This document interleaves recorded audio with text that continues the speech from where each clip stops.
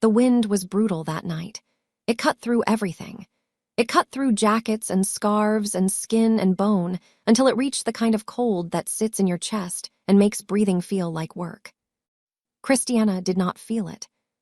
She stood on the narrow steel railing of the Bayonne Bridge, barefoot, her hospital scrubs whipping around her legs like they were trying to pull her back.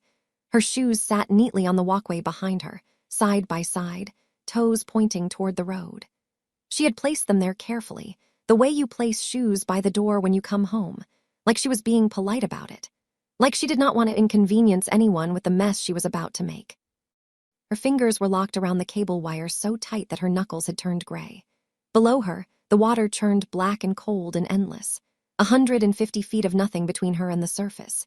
She had looked it up earlier that day on her phone while sitting in her car in the hospital parking lot. She had searched Bayonne Bridge height and water temperature kill Van Kull November and survival rate bridge fall over 100 feet. The answers were clinical. The height was sufficient. The water was 42 degrees. The survival rate was almost 0. She was not crying. She had cried so much over the past 5 days that her body had simply stopped producing tears, like a well that had been pumped dry. Her eyes were swollen and raw but completely dry. Her face was still. Her jaw was set.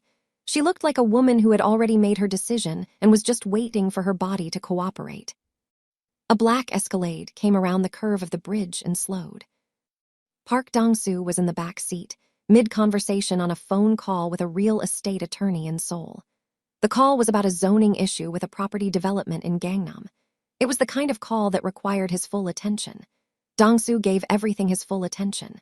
That was how he had built a $2.3 billion legitimate empire across the East Coast before the age of 35. Commercial real estate. Private security firms that contracted with Fortune 500 companies. A luxury hotel brand with locations in Manhattan, Beverly Hills, and Scottsdale. All of it built with discipline and precision and an absolute refusal to cut corners. His driver, a broad-shouldered man named Caillou, saw her first. He slowed the vehicle and said quietly in Korean, "Sir," on the railing. Dong-soo looked up from his phone. He saw the woman on the bridge, barefoot, still, facing the water. He stopped talking to the attorney in Seoul. He did not hang up. The phone just lowered to his side and stayed there. "Stop the car," he said. Caillou pulled over. Dong-soo's bodyguard, a former Korean Special Forces operative named Seung, reached for his door handle. Dong-soo held up his hand. "Stay here, both of you." He stepped out of the Escalade alone. The wind hit him immediately. His dark wool coat caught it and flared behind him. He walked toward the woman, not carefully, slowly. There was a difference. Careful meant you were afraid of what might happen. Slow meant you were in control of what would happen. Dong-soo was always in control. He stopped about 6 feet from her. He did not reach for her. He did not say, "Don't jump," or "It gets better," or any of the things people say when they are desperate and frightened and do not know what else to offer. Instead, he put both hands on the railing, looked out at the water the same way she was looking at it, and spoke. The fall from this height would take roughly 3 seconds. The water temperature tonight is around 42 degrees. At this height, hitting the surface would feel like hitting concrete. Your organs would rupture on impact. It would not be quick, and it would not be painless. Christiana turned her head. She looked at him for the first time. Her face was beautiful even in its devastation. Smooth, dark skin with a warm, fair undertone, high cheekbones, full lips pressed together so hard they had lost their color.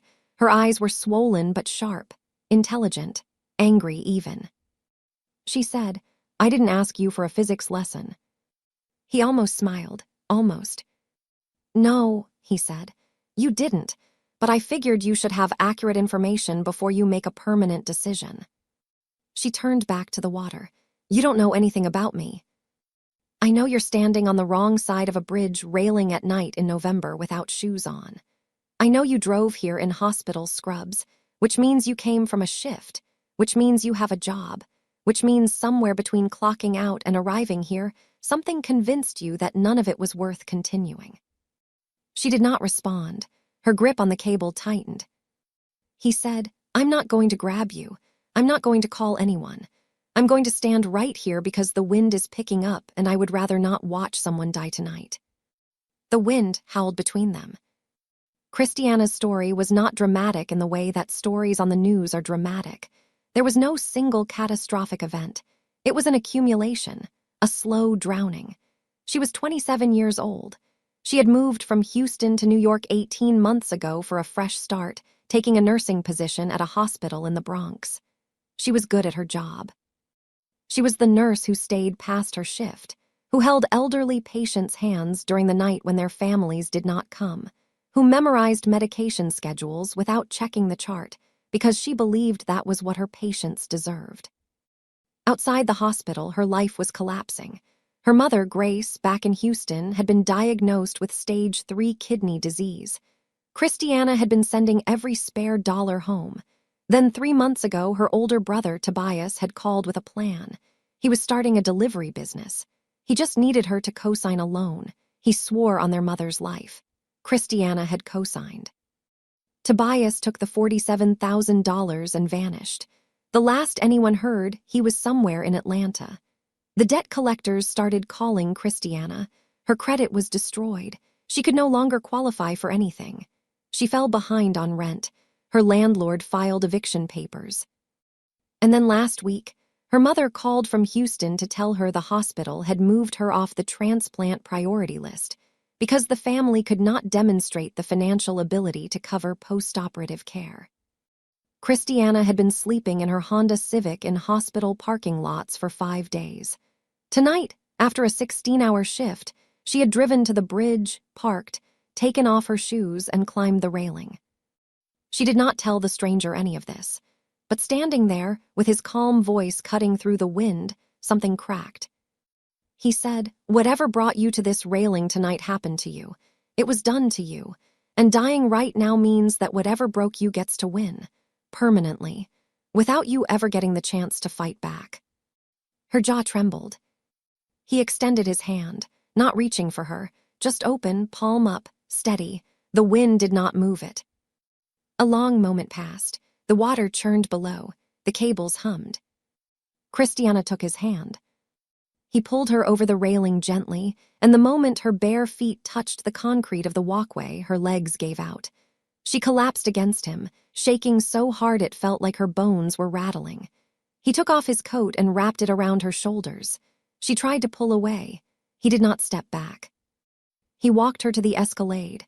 Caillou had the heat running. Christiana sat in the back seat, wrapped in a coat that smelled like cedar and something expensive she could not name. Dongsu sat across from her. She would not look at him. He asked one question. "When is the last time you ate a full meal?" She could not remember.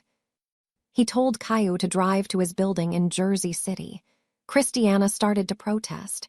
Dongsu said, "You can leave whenever you want, but you are going to eat first." She was too exhausted to argue.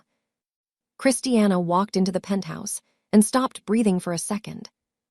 The space occupied the entire top floor of a waterfront tower in Jersey City. Floor-to-ceiling windows wrapped around 3 sides, and the Manhattan skyline sat outside like a painting someone had hung just for the view. The floors were dark hardwood. The furniture was minimal and expensive. Korean artwork hung on the walls, bold ink paintings of mountains and calligraphy in frames that probably cost more than her car. She stood near the elevator door like she was calculating escape routes. Dongsu spoke to his housekeeper, Mrs. Cho, in rapid Korean. Mrs. Cho was a stout woman in her 60s with a kind face and sharp eyes that missed nothing. Within 15 minutes, the kitchen island was covered with food. Japchae, galbi, steamed rice, kongnamulguk, simple food. Warm food. The kind of food that was made by someone who understood that sometimes eating was the first step back to being human. Christiana sat at the counter. She picked up her chopsticks, realized her hands were shaking too badly to use them, and switched to a spoon. She tried to eat slowly, with dignity, but she was starving in a way that went beyond hunger, and after the first bite she could not stop. She ate everything on her plate. Mrs. Cho, watching from the kitchen, quietly prepared a second plate and set it beside her without a word. Dongsu sat across the island from her, drinking black tea, scrolling through emails on his phone. He did not watch her eat. He did not hover. He existed in the space with her like it was the most natural thing in the world, like women climbed off bridge railings and into his penthouse every Tuesday. When she finished, Christiana set her spoon down and finally spoke. "I'm a nurse," she said. "Things got hard. I made a bad decision tonight, that's all." He nodded. He did not push. "There's a guest suite down the hall," he said. "There's a lock on the door. You can leave in the morning, no strings." She almost said no. She had been saying no to help for so long that it had become instinct. But she had been sleeping in a Honda Civic for 5 days, and her lower back ached, and she was tired in a way that sleep in a car seat could not fix. She accepted. The guest suite was bigger than her old apartment. The bed had white sheets that smelled like lavender. She locked the door, sat on the edge of the bed, and stared at the wall for 20 minutes. Then she lay down, pulled the covers to her chin, and slept for 11 hours straight. After she went to bed, Dong-soo stood by the living room windows looking out at Manhattan. His right-hand man, Yi-won, called. Yi-won was sharp and lean with a mind like a steel trap. He had been with Dong-soo since they were teenagers in Busan, running through alleyways and learning loyalty the hard way. Yi-won was the only person on earth who could speak to Dong-soo with complete honesty and survive. "You missed the call with the Scottsdale team," Yi-won said. "Something came up." "What came up?" "A woman was about to jump off the Bayonne Bridge." Silence on the line. Then Yi-won said, "And you stopped." The question carried weight. Dong-soo did not stop. His schedule ran with military precision. He was in the middle of a $400 million acquisition deal in Scottsdale, Arizona. There were investors waiting, attorneys waiting, people who had arranged their entire days around his availability. But tonight, he had stopped. "Have someone find a Honda Civic," Dong-soo said. "It should be parked near the bridge on the Jersey side.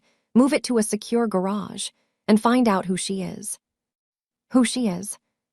"She's in my guest room, Yi-won. I need to know who's sleeping in my home." Yi-won did not ask anything else. The next morning, Christiana woke up in the most comfortable bed she had ever touched. For 3 seconds, she forgot everything. The room was quiet. The sheets were soft. Sunlight came through the window in a warm line across the floor. Then it all came back. The bridge, the man, the humiliation of being so broken that a stranger had to feed her and put her to bed like a child. She showered quickly, put her scrubs back on because they were the only clothes she had, and headed for the front door. Dong-soo was already awake. He sat at the dining table in a fitted black crew neck and dark slacks, reading something on a tablet. Breakfast was laid out. Eggs, toast, fresh juice, sliced fruit. He looked up. "Eat before you go." She hesitated. She sat. They ate in mostly silence. When she was done, he slid a business card across the table. It was simple. Black cardstock, white text. Just his name, a phone number, and a small emblem she did not recognize. "If it gets that bad again," he said, "call this number before you go to a bridge." She took the card. She stood. She did not say thank you. She was too proud and too ashamed. In the elevator going down, she looked at the card. She whispered to herself, "Who are you?" She pulled out her phone in the lobby and Googled his name. The first result made her stop walking. Park Dong-soo, the shadow emperor of the East Coast, inside the Korean Empire that runs in silence. She stared at the screen, her heart hammered against her ribs. She looked back at the elevator, then at her phone, then at the elevator again. She walked out of the building fast. Christiana retrieved her car from a parking garage in Jersey City that she had never been to. Somehow, the Honda Civic was there, parked neatly in a reserved spot, the parking ticket already paid. She stood next to it for a full minute trying to figure out how it had gotten there. Then she remembered who she was dealing with and decided not to think about it. She drove back to the Bronx. She picked up a shift at the hospital. She worked 16 hours on 3 hours of sleep, running on caffeine and the stubborn refusal to fall apart again. She showered in the staff locker room after her shift. She changed into the only other set of clothes she had, a pair of jeans and a sweatshirt, and walked to the parking lot. She slept in her car again that night. But something was different. The bridge had not worked. She was still here. And the card in her pocket felt like it weighed 10 pounds. She did not call the number. She was not ready for that. But she also did not drive back to the bridge. 3 days passed. She worked. She slept in her car. She ate from the vending machine in the hospital break room. She did not call him. Meanwhile, Yiwon delivered his report. Christiana Adwale, age 27, born and raised in Houston, Texas. Mother Grace Adwale, a Nigerian immigrant who had supported the family by braiding hair out of their apartment in 3rd Ward. Father, absent since Christiana was 4. One older brother, Tobias Adwale, last known location Atlanta, Georgia, currently wanted for questioning related to fraud. Christiana had co-signed a $47,000 loan that Tobias had taken and disappeared with. Her credit had been destroyed. She had been evicted from her apartment 3 weeks ago. Her mother was on dialysis in Houston and had recently been moved off the transplant priority list. Yiwon read the details to Dong-soo over the phone. When he finished, Dong-soo was quiet for a long time. Then he said, "She went to work the next day." Yiwon confirmed. Less than 12 hours after standing on the wrong side of a bridge railing, Christiana Adwale had clocked in for a double shift at a hospital in the Bronx. Dong-soo said nothing, but the silence carried something heavy: respect. Not the kind of respect he gave to business partners and associates, something deeper, something he did not have a word for yet. 4 more days passed. Christiana was leaving the hospital after another brutal shift, walking through the parking lot at 11 at night, when her car would not start. Dead battery. She stood in the dark lot with her hands on the hood and just breathed. She did not cry. She did not scream. She just stood there, absorbing another blow like her body had learned to take them the way a boxer learns to take punches, turning slightly so they land on muscle instead of bone. A black SUV pulled into the lot. Yiwon stepped out. He was polite and formal, wearing a dark suit with his hands clasped in front of him. He said Mr. Park had sent him. A car was available to take her wherever she needed to go. Christiana stiffened. "How does he know where I work?" Yiwon paused. Mr. Park does not like unanswered questions. She felt the anger rise. She felt surveilled, invaded, like someone had peeled back the walls of her life and looked inside without permission. But she was also standing alone in a dark parking lot with a dead car and nowhere to sleep, and the kind of exhaustion that makes pride feel expensive. She got in the SUV, but she was not grateful. She was furious. From the back seat, she pulled out her phone and dialed the number on the business card. Dong-soo picked up on the second ring. "You had someone watching me," she said. "I had someone making sure you didn't go back to a bridge." The line was quiet. Then she hung up. Dong-soo stared at his phone. In Busan, men who controlled entire shipping routes spoke to him with deference. In Manhattan, CEOs waited in lobbies for his meetings. On the phone just now, a 27-year-old nurse from Houston had hung up on him. Yiwon, sitting across the room, watched his boss's face cycle through something he had never seen before. Dong-soo said, "She hung up on me." Yiwon said carefully, "Would you like me to?" "No," Dong-soo paused. "She's allowed." The next day, Christiana showed up at Dong-soo's building unannounced. She walked through the lobby, and the doorman, who had been given specific instructions weeks ago to let her through if she ever appeared, stepped aside without hesitation. She took the private elevator up to the penthouse. She walked in on a meeting. Dong-soo sat at the head of a long glass table with 3 men in expensive suits. Architectural plans were spread across the table. Someone was mid-sentence about structural permits in Scottsdale. Everyone stopped talking when she walked in. 3 powerful men looked at this woman in hospital scrubs and a zipped-up hoodie with fury in her eyes, and her chin lifted like she was about to go to war. She said, "We need to talk now." Dong-soo looked at her, then at his associates, then back at her. He said something in Korean to the men at the table. They stood, gathered their documents, and filed out. One of them, a sharp-eyed man named Mr. Shin with silver at his temples and cold precision in his gaze, looked at Christiana as he passed. The look was brief but loaded. Disdain, wrapped in formality. He said nothing. He did not need to. When the room was empty, Christiana set a dry-cleaning bag on the table. Inside was Dong-su's wool coat, the one he had wrapped around her on the bridge. She had it cleaned with money she genuinely could not afford. "I'm not a project," she said. "I'm not a stray you picked up. I didn't ask for your surveillance or your car service or your people showing up at my job." She took a breath. "I came here to return your coat and to say thank you, for real, for what you did on that bridge, that's it." Dong-su took the coat. He held it for a moment, then set it on the chair beside him. "Sit down," he said. "I'm fine standing." "Then stand, but hear me out." He told her about his private security company. It provided executive protection, risk assessment, and tactical support for high-net-worth individuals and corporations across the East Coast. What most people did not know was that the company also maintained a medical division. They needed someone on call for their Manhattan operations, someone who could handle trauma care, work under pressure, keep their mouth shut, and stay composed when things got chaotic. The pay was $95,000 a year, full benefits, company housing in a secure apartment in Tribeca. Christiana's jaw tightened. "You don't even know if I'm a good nurse. You worked a double shift less than 12 hours after you were standing on the wrong side of a bridge railing," Dong-su said. "I don't need a resume." She stood there, fighting with herself. Every instinct told her to say no. She had been taking care of herself since she was 16. She did not accept handouts. She did not owe anyone anything. But $95,000, benefits, an apartment, her mother's transplant, her mother's life. She said, "This isn't because you feel sorry for me." "I don't feel sorry for anyone," he said. "It's a waste of time.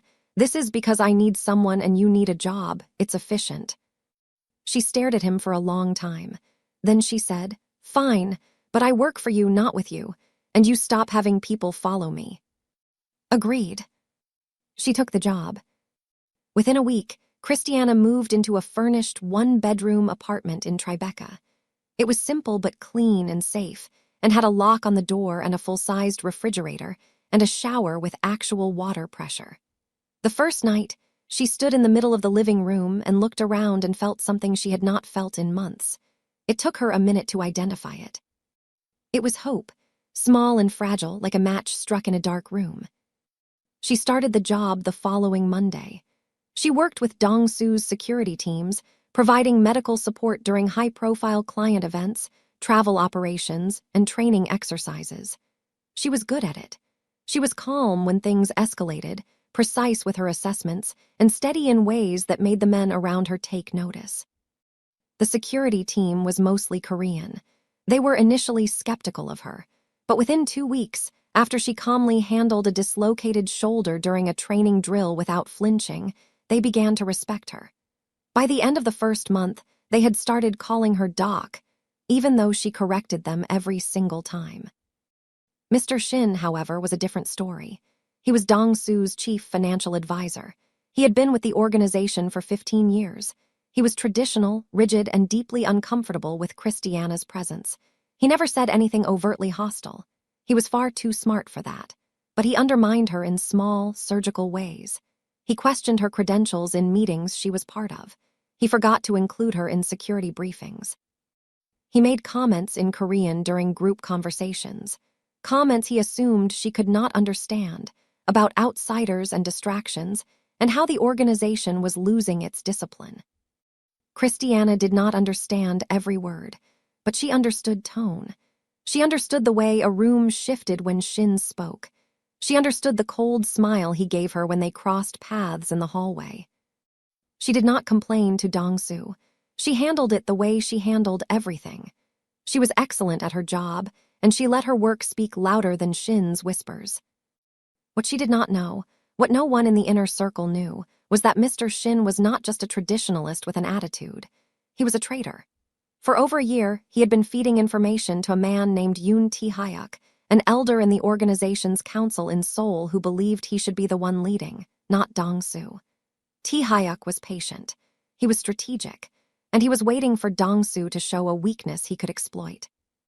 2 months into Christiana's new position, Dong-su traveled to Scottsdale, Arizona for the final phase of his $400 million real estate acquisition. He brought his core team, and for the first time, Christiana was included. In Scottsdale, she saw a different version of Dong-soo. At a private dinner with investors at a high-end resort, he was magnetic. He moved through the room with a gravity that made people lean toward him when he spoke. He switched between English and Korean without effort. He smiled in a way that never quite reached his eyes, but made you feel like you were the most important person in the room while he was looking at you. Christiana was stationed with the security team near the perimeter. She watched him from across the room and felt something she had been trying to bury for weeks. It sat low in her chest, warm and inconvenient and terrifying. After the dinner, the team returned to the resort. Christiana was checking medical supplies in her suite when someone knocked. She opened the door.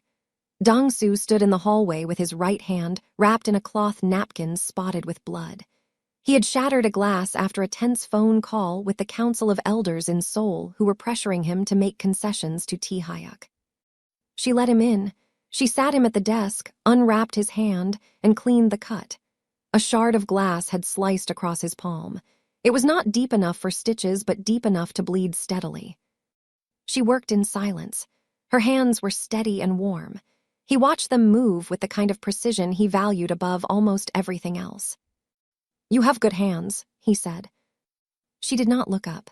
"That's literally my job." She bandaged the wound. She was close enough to feel the heat coming off him.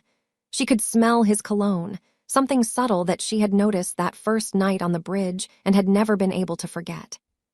He told her about the elders, not details, just the weight.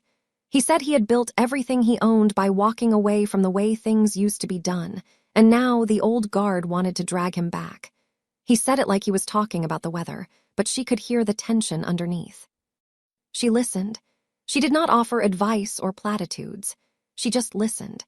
And he realized, sitting in that hotel room in Scottsdale with a bandaged hand and a woman who had no agenda, that this was the first time in years he had spoken to someone who was not trying to manage him or gain something from him.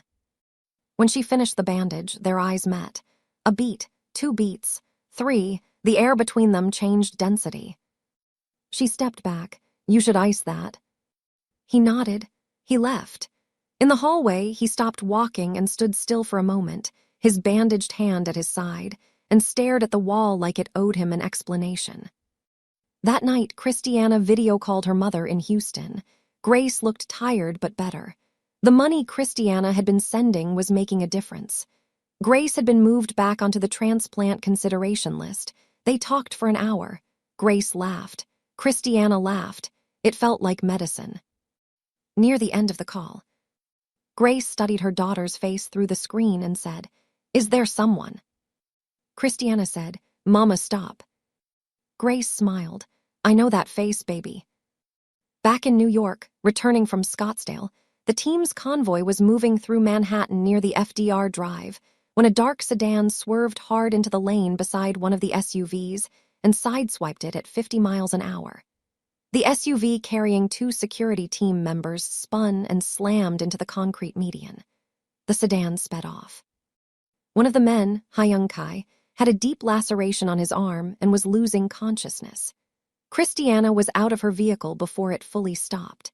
She climbed into the back of the damaged SUV, applied pressure to the wound with her bare hands, and kept Hyung-kai conscious by talking to him in a calm, steady voice until paramedics arrived. The security team watched a woman they had been uncertain about 3 months ago save one of their own on the side of a highway with blood up to her elbows and not a single tremor in her hands. Dong-soo watched from his vehicle. Yi-won watched Dong-soo's face. Dong-soo said quietly, "Find out who did this, tonight." The investigation pointed to Tae-hyuk's network, but they could not prove it yet. The threat was escalating, and Christiana was now inside Dong-soo's world, which meant she was inside the crosshairs too. 2 weeks after the convoy attack, Christiana returned to her Tribeca apartment after a long shift. She dropped her bag by the door, kicked off her shoes, and noticed an envelope on the floor. It had been slid under the door. No name, no return address. She opened it. Inside was a single photograph. Her mother, Grace, walking into the dialysis clinic in Houston. The picture had been taken from across the street. It was recent. Her mother was wearing the blue cardigan Christiana had sent her for her birthday. On the back of the photograph, written in red ink, "He cannot protect everyone." Christiana's blood went cold. Her hands shook, not for herself, for her mother. Her mother who braided hair to pay rent. Her mother who had never raised her voice at another human being in her entire life.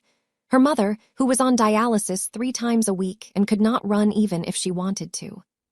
She called Dong-soo. She did not hesitate. He answered immediately. She told him what she found. He heard the fear in her voice, and he was at her apartment in 20 minutes. He looked at the photograph. His expression did not change, but his eyes went dark in a way that Christiana had never seen, like a door had closed behind them and locked from the inside. He made one phone call. Within the hour, 2 of his most trusted operatives were on a flight to Houston. By morning, Grace Adwale had 24-hour private security. She had been moved to a secure medical facility in the Texas Medical Center. Grace thought it was just an insurance upgrade. She told her daughter on the phone, "This new hospital has pudding cups, baby. I think I'm going to like it here." Christiana sat on her couch and looked at Dong-soo. "This is because of you," she said, "because I'm close to you." He said, "Yes." No sugarcoating, no deflection. "Then maybe I should leave." He was quiet for a moment. Then he said, "You can. I won't stop you. I'll make sure you and your mother are safe regardless of what you decide. But I want you to stay." The word landed heavy. Want, not need. Not it would be more efficient. Want. From a man who measured every word like currency, this was a fortune. She did not answer that night. She asked him to leave. He did. She spent the night sitting in her living room in the dark, thinking. She thought about the bridge. She thought about who she was 3 months ago.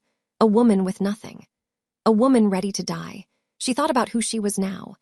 A woman with a job, a home, her mother's health improving, and something terrifying and real building between her and a man who should not make sense for her but somehow did.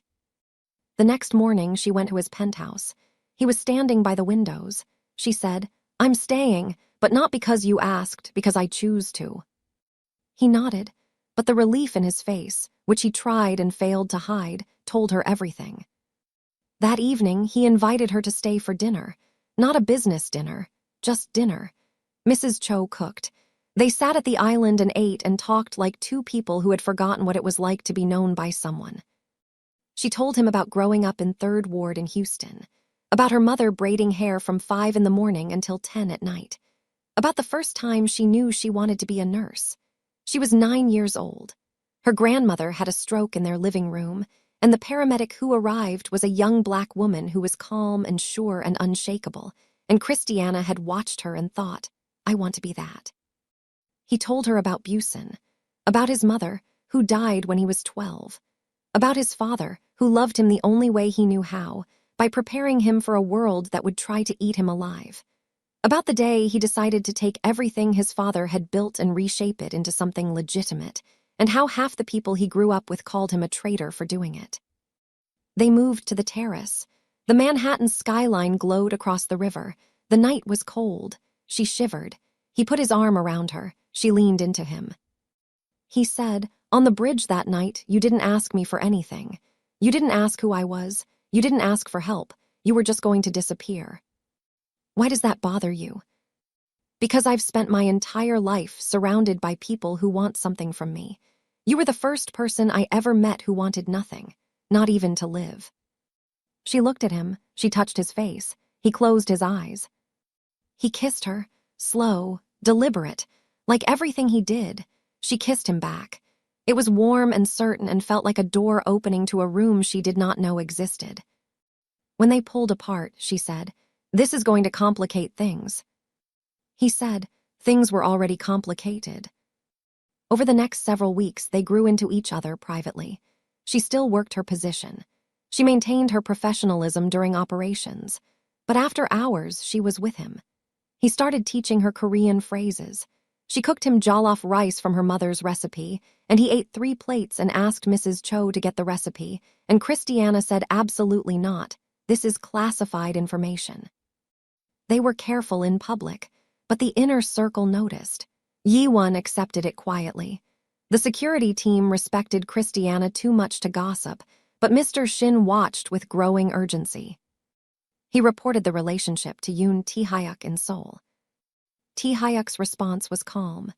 Good, a weakness is only useful when it matters to him. Now we know she matters. Then Tobias resurfaced.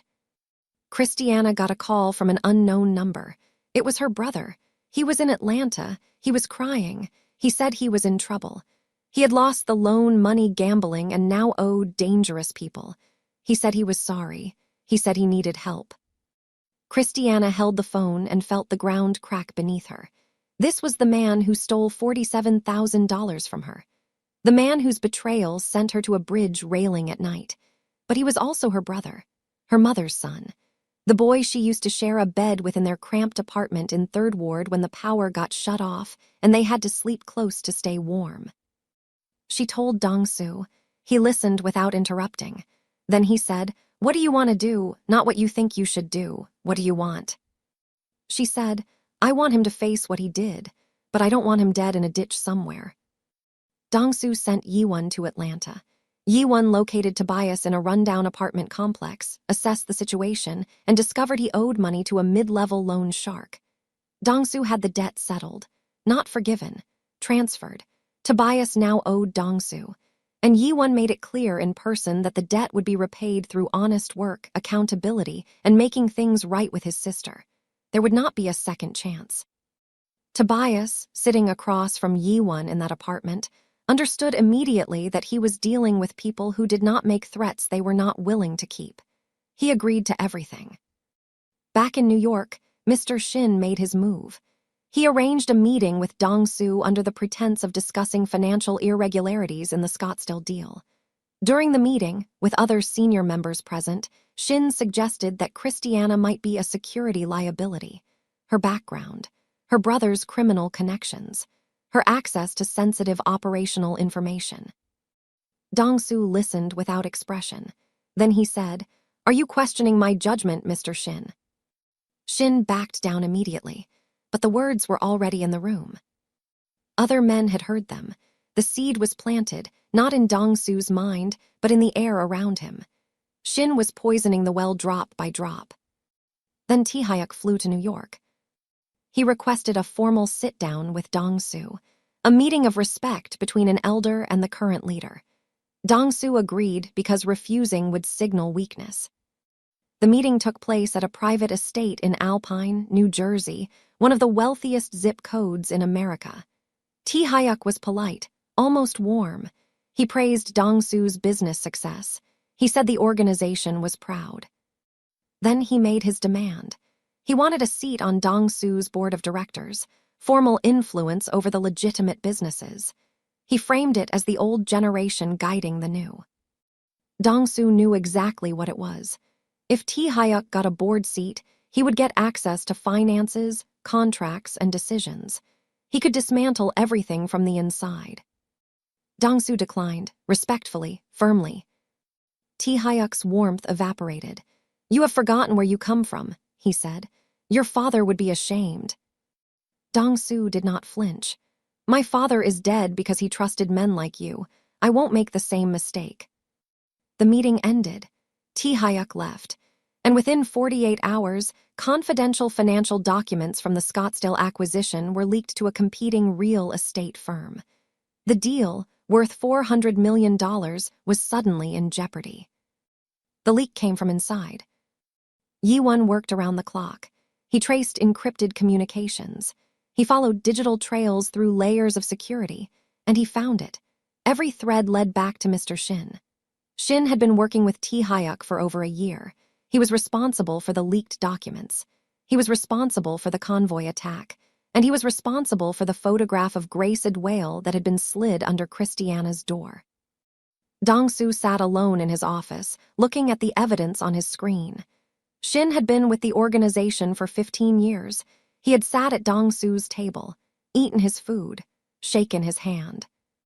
And he had been trying to destroy the woman Dong-soo loved. Dong-soo did not act immediately. He waited 3 days. During those 3 days, Yi-won compiled every piece of evidence against Shin into a comprehensive file. Every leaked document, every encrypted message to Tae-hyuk, every financial transaction that traced back to the betrayal. On the 4th day, Dong-soo called a meeting of his entire inner circle at his Manhattan office. Every senior member was present. Shin was present. Dong-soo stood at the head of the conference room.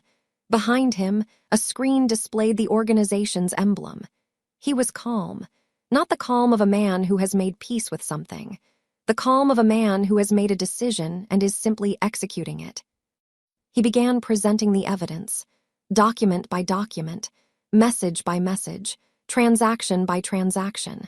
He did not raise his voice. He did not need to. Each piece of evidence landed like a brick, and the room grew heavier with everyone. The men who had respected Shin for 15 years watched the betrayal laid bare in spreadsheets and screenshots. Some looked away. Some stared at Shin with the kind of fury that comes from realizing you have been standing next to a fire you did not know was burning. Shin tried to speak. Dong-soo held up one hand. Shin went quiet. "You compromised a $400 million deal," Dong-soo said. "I could have forgiven that. Business is business. But you targeted a woman under my protection. You photographed her mother at a medical facility.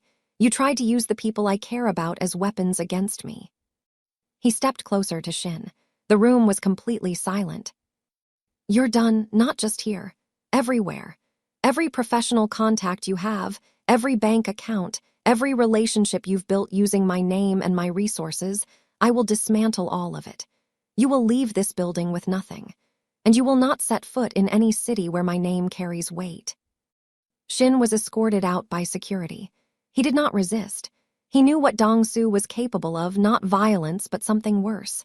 Complete and total professional erasure. Within weeks, Shin's assets were frozen, his reputation dismantled, his connections severed. He became a ghost in every industry he had ever touched. With Shin gone, Tae-hyuk lost his inside man. His response was swift and vicious. From Seoul, he pressured the Council of Elders to call for a formal vote of no confidence in Dong-soo's leadership. If the vote passed, Dong-soo would be stripped of his position, and Tae-hyuk would take control of the organization. The council had 7 members. Tae-hyuk had 3 votes locked, including his own. Dong-soo had 2 loyal supporters. 2 elders were undecided. The vote would take place in Seoul. Dong-soo had to go. Before he left, he went to Christiana's apartment. He told her everything. The council, the vote, what was at stake. He had never been this open with anyone in his life, and it showed. His voice was steady, but his eyes were not. She held his face in her hands. She said, "You walked me off a bridge. You gave me my life back. Now go fight for yours and come back to me." He pressed his forehead against hers. He said something in Korean, quiet and low. She did not understand the words, but she understood his voice, and that was enough. He flew to Seoul. The council met in a traditional estate in Gangnam. 7 elders sat around a long table in a room with wooden floors and paper screens, and the kind of silence that makes you aware of your own heartbeat. Tae-hyuk made his case. He spoke for 20 minutes about tradition, about legacy, about how Dong-soo had strayed from the organization's roots. He made a pointed reference to Dong-soo's personal attachments, a deliberate shot at Christiana without using her name. Then Dong-soo stood. He spoke in Korean. He spoke about his father, and the room went still because no one spoke about the former leader in these meetings. He said his father built this organization with strength and fear. He said he rebuilt it with vision and discipline. He listed the numbers. Under his leadership, the organization's legitimate holdings had grown from $200 million to $2.3 billion.